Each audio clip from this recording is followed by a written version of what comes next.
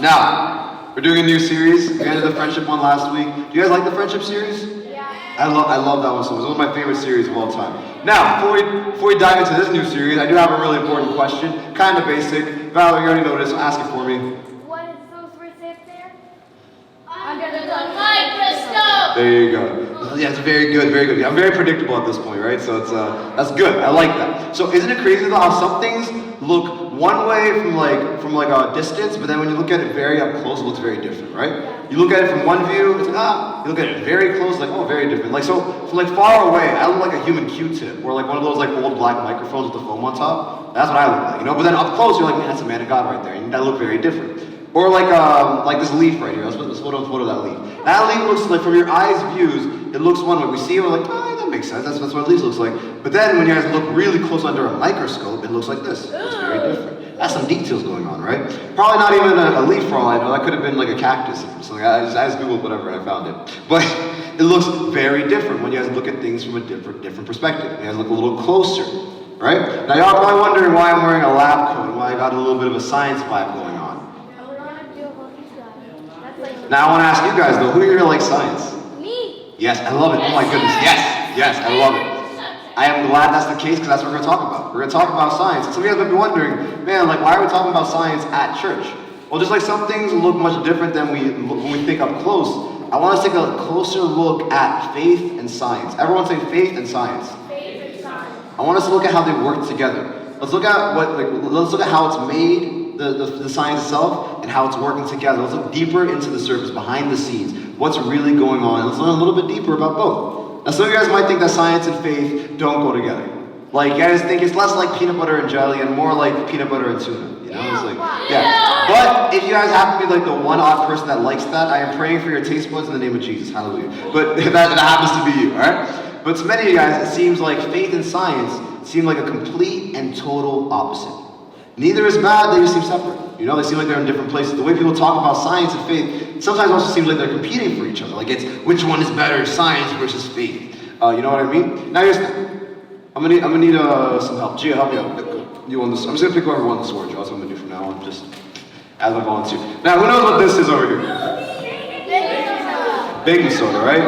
Now it is white, it is bland, it is just, you know, it is flavorless. So go ahead and pour this inside there for me, thank you. So that is, yeah, no, as much as you like, go for it, keep going. All right, here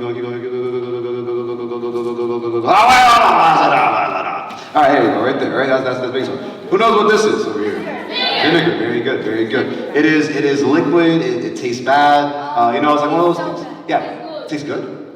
Actually. I was just about to say, Jonathan, you guys remember Jonathan, one of our leaders? Yeah. He loves adding these to his fries. I haven't tried it yet. I'm going to try adding it one day, and we'll see how it goes. But here's the thing. When you guys look at them separate, they're just chilling. Look, baking soda's just chilling. Vinegar's just chilling. But what happens when you put it together? Go ahead. It's going to explode. Oh, it's not going to explode. Just keep pouring. Oh, gee. Do it like that. And if she keeps on going, it keeps on growing by itself, right? Do it like that. It just keeps on growing. Look at that. Now, these are two very different things. Right? Thank you. Give her a round of applause, guys. You can go take a seat. Look at that. Little science experiment right there. Just by itself, it grows, right? Now, these seem like they have nothing to do with each other. It seems like baking soda has nothing related to vinegar. It looks like they're very different things. But it looked like they have very little in common, but there was more to these two things than we realized. Same thing with science and faith. It looks like they're two separate topics that don't really have much to do with each other. Maybe even they're complete opposites to us. But when you take a closer look, there are a lot more in common than you think. Now, some of you guys might ask, who cares if science and faith work together? Who cares? Why does it matter if science and faith are similar or if they're complete opposites? Well, I want us to know there will be a time in your life where you have to think about what you believe. And part of your faith is deciding what you believe about certain things. How we're created, what our purpose is, how creation works, how science works, how these different things work. And this can honestly be a scary part of faith. I've experienced it before too. There's some moments where it's kind of scary. It's like, man, the school says something different, you know? Maybe science class, you guys say things that don't match what the Bible says. Maybe you guys might hear, you guys are evolved from apes or fish, but the Bible says otherwise. And all of a sudden, it feels like the world is telling you guys to choose a side, team science or team faith. But the good news is you guys don't have to pick a side. You guys, it's not a matter of those kind of things. I think these questions also should be encouraged. If you guys have any questions about what the right answer is or how science does work together with faith and all those different kind of things, I encourage you guys to ask these questions. Challenge yourself. Challenge these things.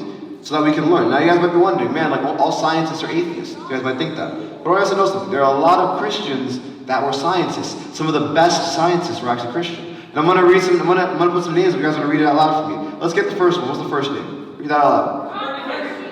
Read it out loud, what? Copernicus, you guys know how to read that. In the 1400s, this guy studied planets and stars. He discovered the earth revolves around the sun. He was a Christian. Alright, what's the next name? Very good. This guy in the 1500s made a lot of cool discoveries, and also people called him the father of science. And guess what? The homie was also Christian. Next name? Isaac Newton. Isaac Newton, considered one of the greatest scientists, and he also spent time writing and learning about God. Mans was a Christian too. But what's the next name? William Penn. 1900s was teaching about heat and temperature. This is the dude we named the temperature measurement by. 0 Kelvin is like freezing, 100 Kelvin is like boiling hot. Like Kelvin is named after him. And guess what he was?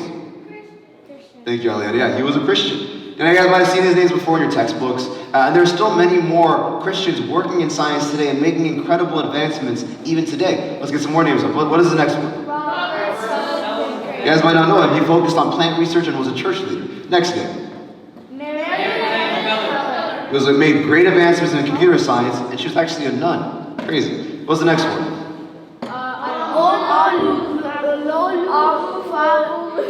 Okay. Mololufaguna. I tried.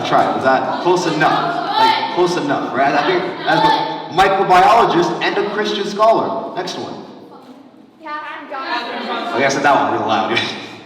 Was a space scientist. She was a physicist and a mathematician who was part of the first manned space flight. Right? And she was also a Christian. Also, one of my homies, let's put him up right there.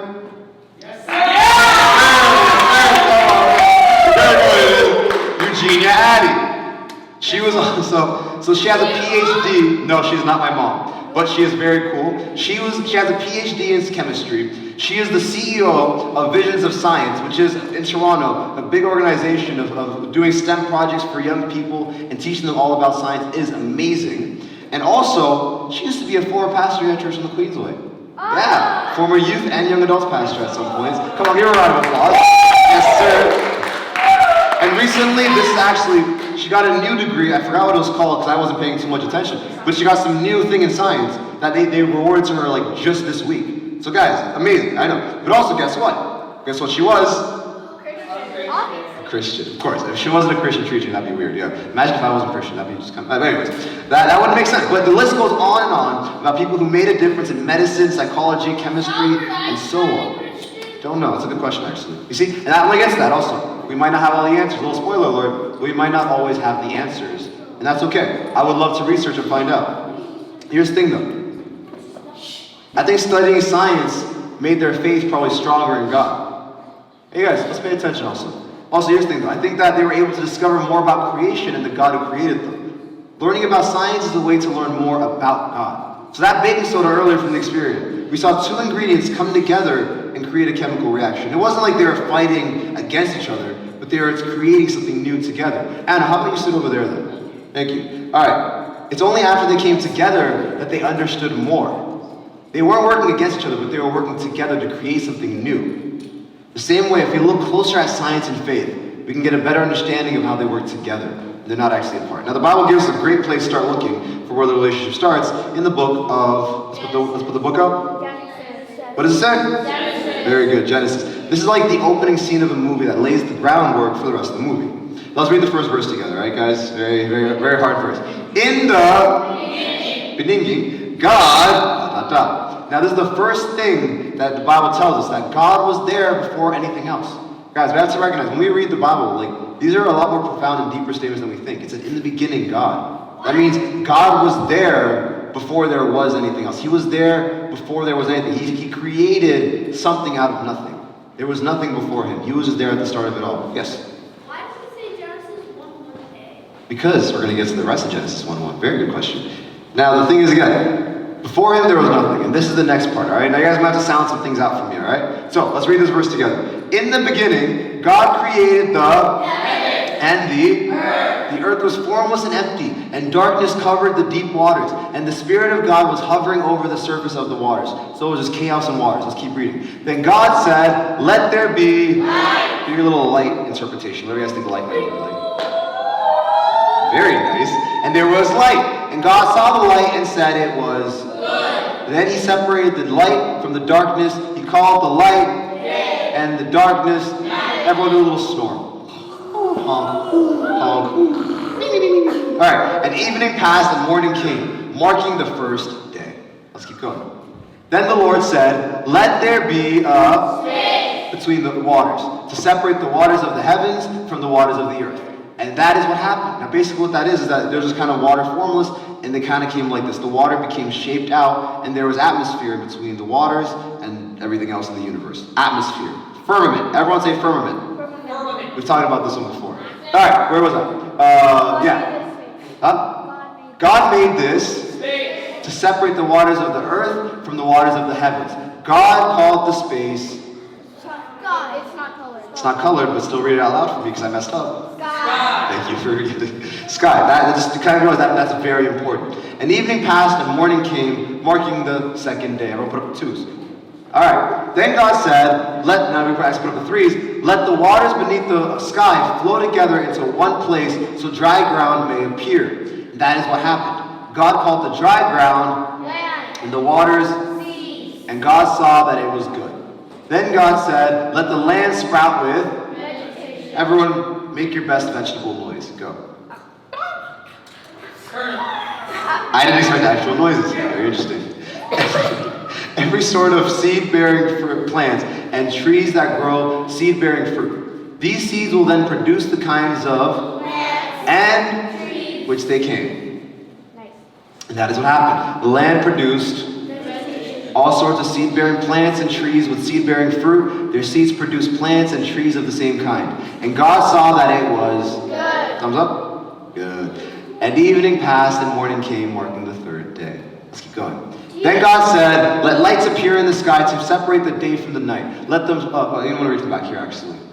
Let them be signs to mark the seasons, days and years. Let these lights in the sky shine down on earth. And that is what happened. God made two great lights. The larger one to govern the Day. and the smaller one to govern the. Night. He also made the. Star. Make some stars with your hands, something like that. Yeah, let's see some. Very nice. God set these lights in the sky to light the earth, to govern the day and the night, and to separate the light from the darkness. And God saw that it was very good. All right. And evening passed, and morning came, marking the fourth day. Then God said, let the waters swarm the Fish. and the other life. Let the skies be filled with of every kind. All right. So let's hear some fish noises. And let's hear some bird noises. Of every kind. Very good. Let's keep reading. Of every kind. So God created the great. All the noise there. And every living thing that scurries and swarms in the waters. And every sort of bird, each producing offspring of the same kind. And God said it was good. Then God blessed them and saying, be fruitful and multiply. Basically make kids. Then let the fish fill the seas and let the birds multiply on earth. Let's keep reading. And evening passed and morning came, marking the fifth day. How are you guys holding up? You guys are good? Good. All right. Then God said, let the earth produce every sort of animal. Make whatever animal noise you guys want. Sorry guys, stop right there. Pause right there. Sorry, David. What animal was that? That was a goat. All I heard was, It's not an animal. Anyways, let's move on. Each producing offspring of the same kind. They made some more babies. Livestock, small animals that scurry along the ground, and wild animals. So all kinds of animals. And that is what happened. God made all sorts of wild animals, livestock, and small animals, each able to produce offspring of the same kind. And God saw that it was good. Very good. Let's keep reading. Okay, we're going to talk about the next part next week, actually. Very good. I'm going to say about that. All right, so just to wrap this all together. First day, what did God create? Earth. Atmosphere. Light. Oh yeah. Light. First day was what? Light. Second day was what? Atmosphere. Firmament. Everyone say atmosphere. Firmament. Very good. Third day was what? Huh? Water. Dry lands Oh. and vegetation. Everyone say dry land and vegetation. Third day. Fourth day, what happened? No. Sun, moon, and stars. Oh my, what? Yeah, sun, moon, and stars. Okay, it's okay. We're gonna go through this. So what happened on the fourth day? Fifth day, what happened? Fish and birds. So sea creatures and sky creatures. All right. Sixth day, what happened? Land animals and something else. We'll talk about next week. All right. Now, every single thing we see and experience in creation was made by God a really long time ago. Very long time ago. The writer of Genesis didn't give us all the details of how it works, but he wanted to remind us how and who created the universe we're living in. Now, wouldn't it have been nice to have some details of how it went on? Of course, I agree. But maybe that wasn't included because God wants us to be curious and learn more about his creation. Remember, the more we can discover more about the creation, the more we can learn about him. Now, you guys ever seen like an art before? You guys ever seen art? Like a painting? Yeah. You guys can know a little bit more about the artist by the art that they create. The same way creation points to a creator. You guys can learn more about the creator, God himself, by learning about creation. You guys can learn more about an artist, right? So you get someone's personality. Now, if you guys were to listen to an artist where it was like, I am sad and this and that, you know, you'll think, okay, but you guys know about the artist. Well, how does he feel? Sad. And if another artist goes, cause I'm happy, right? How does he feel? You guys can tell about a creator, right? Same way we can learn more about God through his creation. We can see God's character, personality, creativity, love for us as we dive deeper into what he made. First application point, all right? So how do we learn more about the creation point to a creator? First thing, be comfortable asking the tough questions. Ask about it, guys. I encourage you guys to bring it to us. I strongly encourage you. And exploring and wrestling through these thoughts help us grow stronger in who God is. Second thing, learn about God and science. Take some time to learn about it. Dive deeper. Pay attention in science class, guys. Like, did you guys know that the Earth is placed at a perfect distance from the sun? Yeah. Perfect. Too close, we're all burnt to a crisp. Too far, we'll all freeze like icicles. God showed us by that he cares for us. You can already see God's intentionality there. Or that babies were born that they can see in only a short distance, right? They can only see close enough, though, that it's the perfect distance that if a parent were to carry them at face distance, the kid can see the parent. And it shows that it shows how much God cares about family there and how he wants us to connect even at a baby's age with our parents. The more we learn about God and science, the stronger our faith can become. And last thing, talk to older, wiser adults. We're here to help you guys wrestle through these questions about science and faith. And we want you guys to use the knowledge you guys have to point towards God. We want us to learn more about God through these different things. Now, all this to say, we might not have all the answers, okay? But we're willing to learn with you guys. And as we go into our small groups, leaders also, I think we're all going to admit, if there's a question you guys ask about science that we don't know, we'll be like, hey, you know what? I don't know the answer yet. I don't know if Albert Einstein was a Christian. That's a great question. I don't know certain things, but I'm willing to learn more about it so I can learn more about God and strengthen my faith in God. Because guess what, guys? Creation is amazing. It shows off God's beauty, his amazing, it's just the awe of who he is. And I worship God through knowing nature and learning more about it. Because that's how I connect with God. So let's use it as a chance to connect and bring them together. Science and faith, they don't have to be separate. They can be together. So let's say a prayer. God, help us to discover who you are in your creation. Help us to learn more about you in what you made. Help us to not be afraid to ask the tough questions about science, but help us to dive deeper into it, God, so we can learn more about you. In Jesus' name. And everyone said? Amen. Amen. All right.